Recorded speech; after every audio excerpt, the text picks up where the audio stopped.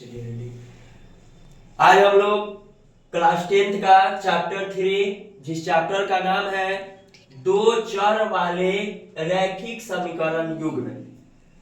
तो जैसे हम लोग एक पढ़े, दूसरा पढ़े, ये तीसरा चैप्टर का सबसे पहले आज हम लोग फॉर्मूला जानेंगे, जिसके बाद हम लोग जो चैप्टर की शुरुआत है वह करेंगे। तो यहाँ पे चैप्टर 3 है जिस चैप्टर का नाम है दो चर वाले रैखिक समीकरण युग्म।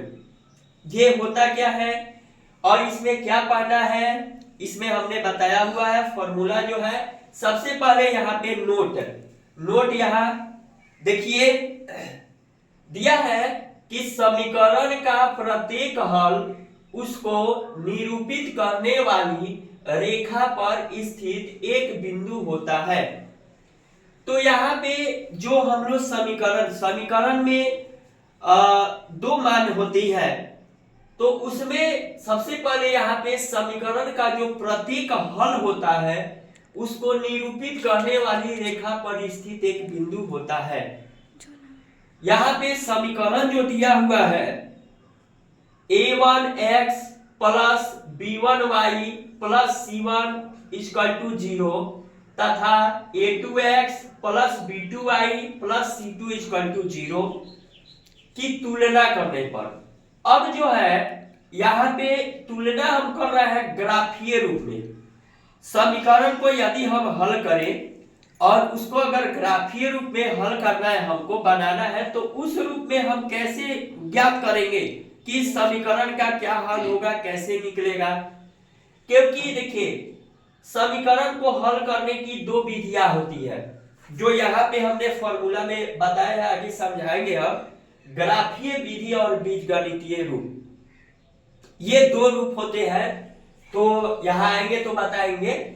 तो सबसे पहले यहाँ पे ग्राफीय रूप में हमने बताया है क्या, तो इसका पहला जो फॉर्मूला है यह दिया है यदि a1 बटा a2 is not equal to, मतलब बराबर नहीं हो b1 बटा b2 हो, तो यानी कि a1 बटा a2 बराबर नहीं हो b1 बटा b2 के, तो रेखाएं क्या करेगी, प्रतिच्छेद करेगी तथा इनका केवल एक हल होगा, अर्थात इसको अद्वितीय हल भी बोला जाता है, अर्थात अद्वितीय हल होगा, ये संगत होंगे।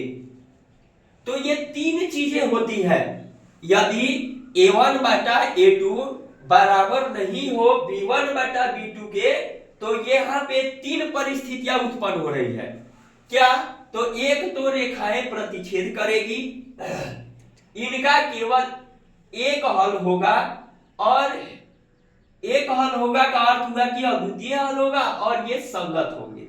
दूसरी जो है, यदि a1 बटा a2 बराबर b1 बटा b2 बराबर c1 बटा c2 हो, तो रेखाएं समानुपाती होगी, इनके अपरिमित रूप से अनेक हल होंगे तथा ये संगत होगी। यहां भी तीन परिस्थितियां आई। आगे तीसरा नंबर है, यदि a1 बटा a2 बराबर b1 बटा b2 बराबर नहीं है c1 बटा c2, तो रेखाएं समांतर होगी, इनके कोई हल नहीं होंगे तथा ये असंगत होगी। तो यहाँ पे ये ग्राफीय रूप हुआ। ग्राफीय रूप में हमारा ये तीन परिस्थिति आई, तीन चीजें आई। आगे है वज्र गुणन विधि। अगर समीकरण को हमको वज्र गुणन विधि के द्वारा हल करना हो, तो उसके लिए जो फॉर्मूला होता है x बटा b1c2 माइनस b2c1 बराबर y बटा c1a2 माइनस c2a1 बराबर 1 बटा a1b2 माइनस a2b1। आगे कह रहा है कि एक रैखिक समीकरण का युग्म किसे कहते हैं, तो दो चरों में दो रैखिक समीकरण एक रैखिक समीकरणों का युग्म कहलाता है। ठीक है, तो यहाँ पे रैखिक समीकरण युग्म का सबसे व्यापक जो रूप है a1x plus b1y plus c1